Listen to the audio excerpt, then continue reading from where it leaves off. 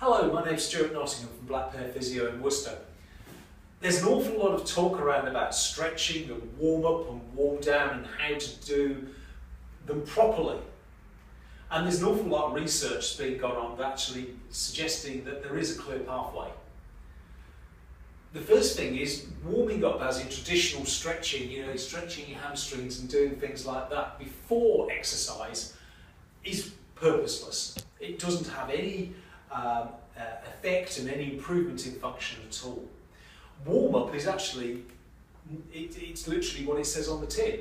You've got to warm the tissue up to actually get it to a point where the muscles are working fluidly. Think of muscles like putty. Yeah, so putty when it's cold is really brittle, but when it's warm it's fluid. Play-Doh is another example, where it's fluid and can stretch and can move with ease. That's more soft tissue. That's the way you need to get your tissue before you start running. So don't start with a sprint. Start running nice and slowly. Start playing badminton or whatever sport you're doing slowly and gently. And as the tissue gets warmer, you can start improving your performance and increasing the intensity of your workout. Never start rapidly. It's always a mistake. Stretching comes in very much at the end of the sessions. And as with most people where time is precious, it's a case of how quickly can I do my stretching? And multitasking is really quite useful here. One thing is for sure, if you're stretching and you're not actually concentrating on it, I believe that you're not actually going to have a really good effect with your stretching and get it to a point where your tissue is going to be recovering and lengthening, which is what the idea is. So the yoga concepts of downward dog is very useful. So downward dog as a yoga concept is this movement here, where you're getting up, your heels are off the ground, your weight bearing through your hands, and you're pushing backwards. You immediately got a hamstring stretch, you immediately got a calf stretch, which is two areas we need to be stretching, particularly after running activities.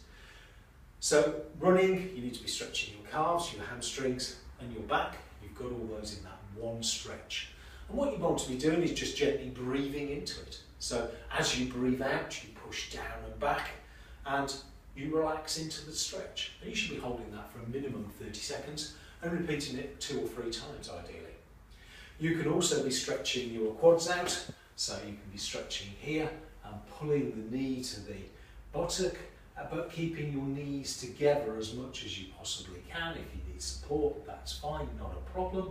Again, holding that for 20-30 seconds. And as you breathe out naturally, push your knee back. So it's breathe out and the knee goes back. So you can be doing that. After that, if you're just doing linear straight line running, it's arguable, do you need to do anything else? Probably not. If you're playing badminton or squash, you clearly need to be stretching your groins out as well, and you need to be stretching your shoulders out. But keep it simple all the time and things will actually improve. So if though you're trying to run with injury and you can't shake it off, we'd be delighted to see you here at Black Pear Physiotherapy. Our number is 01905 611 010. We'd be delighted to see you.